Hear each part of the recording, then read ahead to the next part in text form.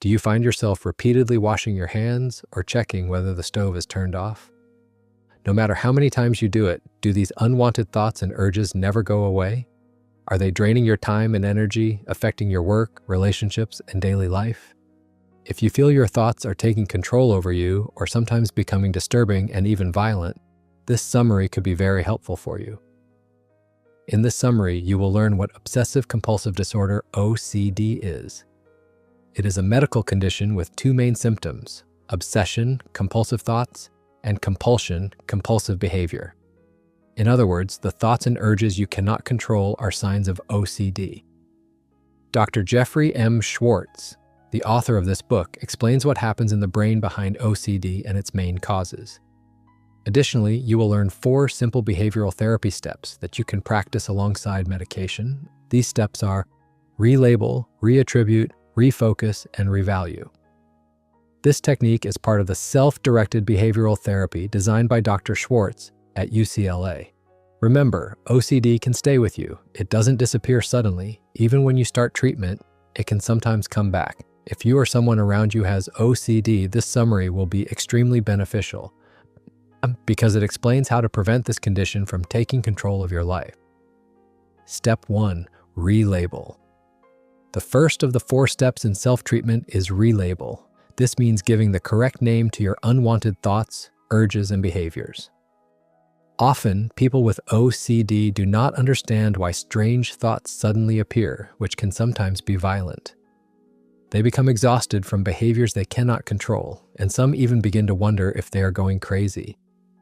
But they are not. They have OCD.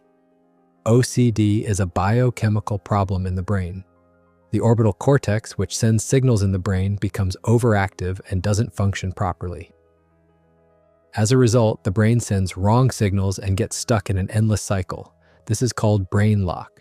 Relabel means recognizing your unwanted thoughts and urges for what they truly are: obsessions and compulsions. Until you identify your enemy, OCD, you cannot fight it. This enemy does not stop until it dominates your life. But you have a weapon, knowing that the problem is not you, but your OCD. The decision to free yourself from these unwanted thoughts is in your hands. Example: Chet has OCD. He would have thoughts that he had done something terrible, like harming someone.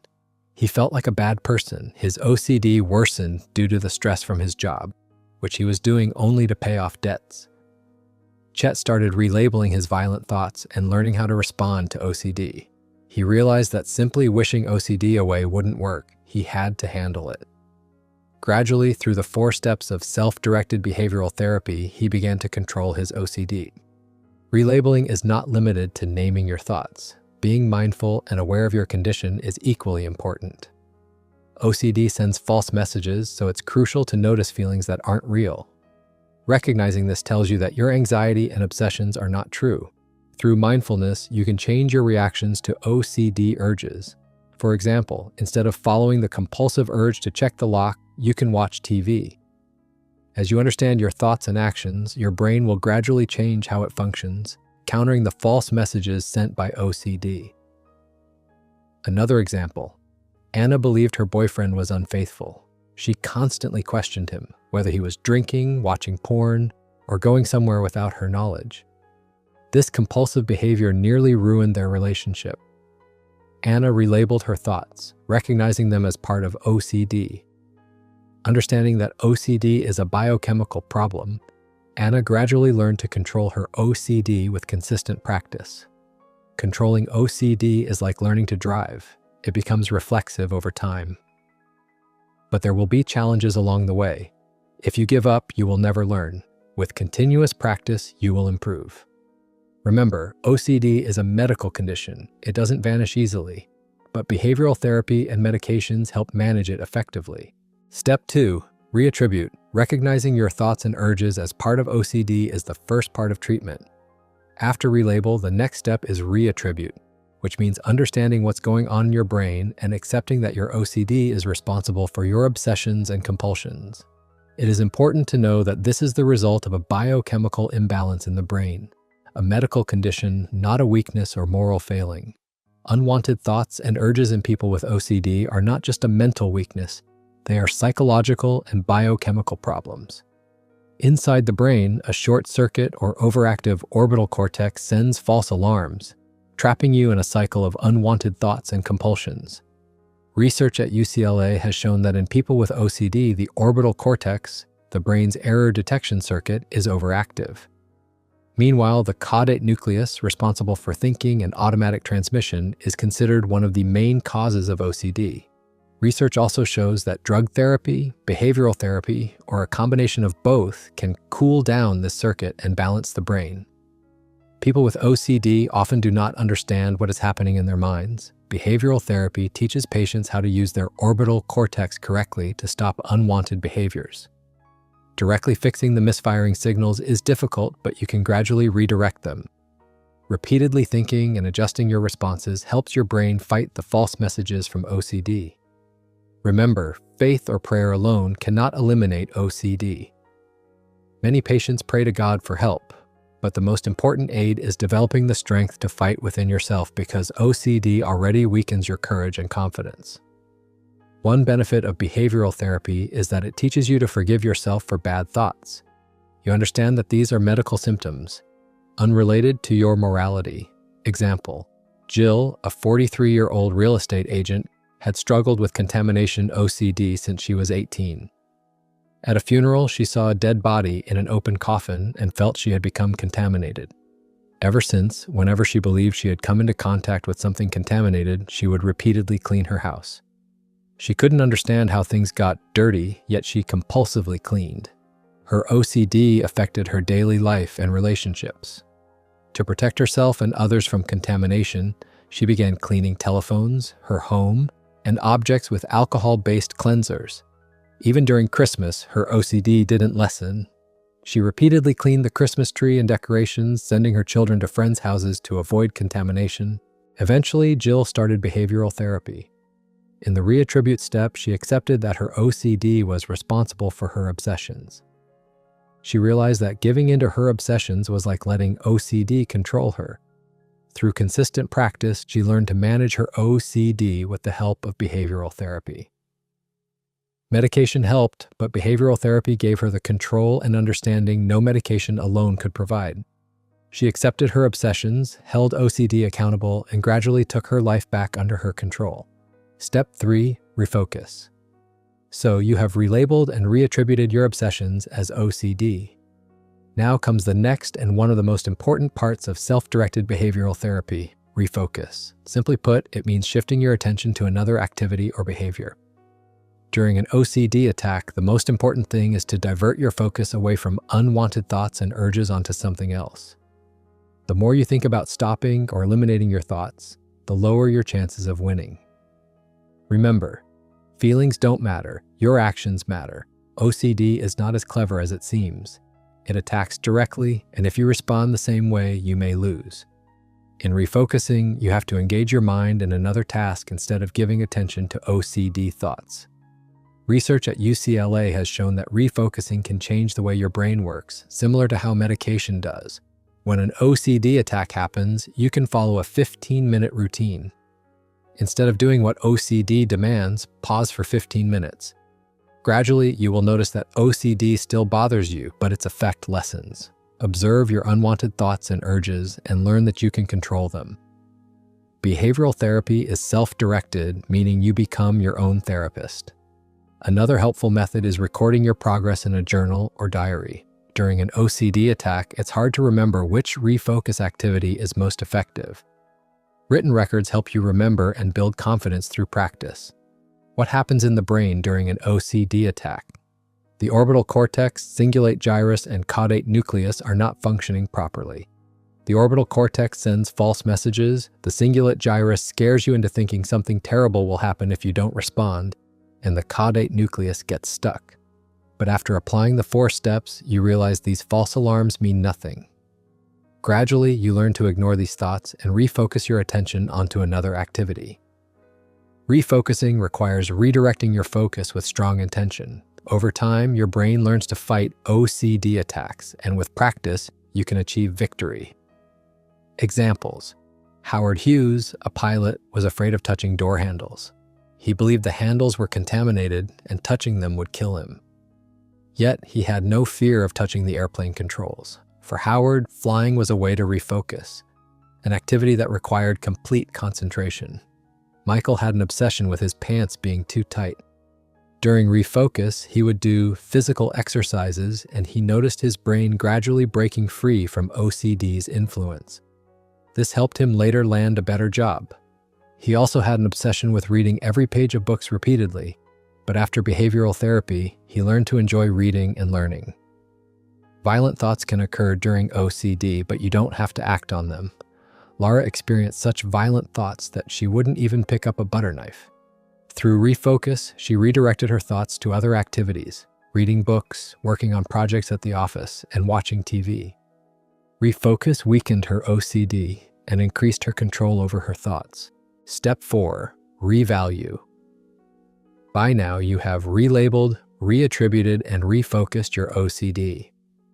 The final and fourth step is revalue.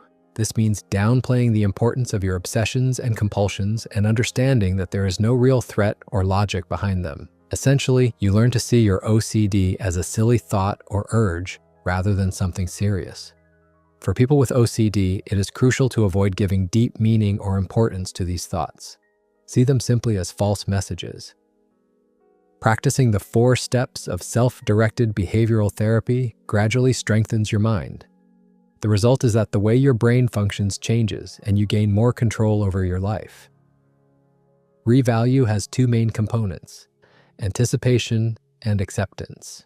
Anticipation: you predict when your obsessive thoughts are likely to appear during the day. People with OCD often feel distressed because they cannot control their mind. But if you anticipate when OCD will strike, you can relabel it in time and refocus on another thought or activity. Acceptance: you acknowledge that your OCD is a medical condition and that it is treatable. Accepting it reduces fear and stress. Example 1. Josh had OCD involving paperclips and car hoods. He feared accidentally putting a paperclip in his colleague's coffee or loosening the car hood. These thoughts caused him guilt and anxiety, making work difficult and affecting relationships. Think about how many hours he spent on compulsions, repeatedly showering, cleaning the house, washing hands. If those hours were spent on work or useful activities, his life would have been very different. Revalue means giving less importance to OCD and directing your energy toward better things. Example 2. Brian spent nights cleaning battery acid off streets. Exhausted, he returned home without spending time with his family and children. The time he wasted on OCD could never be recovered. After therapy, Brian understood his OCD and learned to control it. When revaluing, you reduce the value of OCD thoughts and urges and increase the value of behavioral therapy steps. Sometimes small progress is overlooked, so it's important to revalue that too. By following the 15-minute routine and delaying your response, you can weaken OCD's power and focus your energy on positive activities. In this way, the revalue step weakens OCD and helps you regain control over your life. The 4 steps and personal freedom. People struggling with OCD often ask, is it really possible to get better? Dr. Jeffrey M. Schwartz explains that if you are asking whether all OCD symptoms will disappear forever after behavioral therapy, there is no guarantee. But one thing is certain, this therapy can help you gain freedom from the fear and control of your obsessions and compulsions.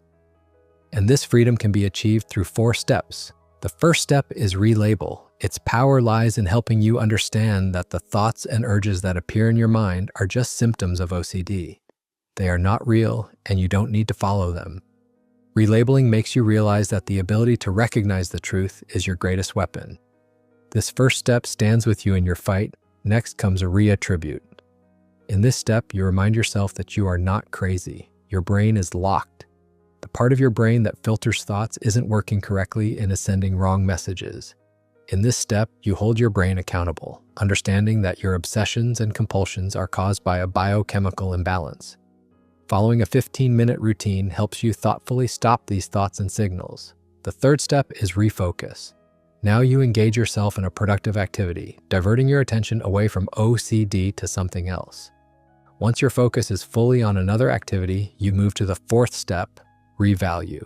Here, you learn to give less importance to OCD, telling yourself it is just a waste of time.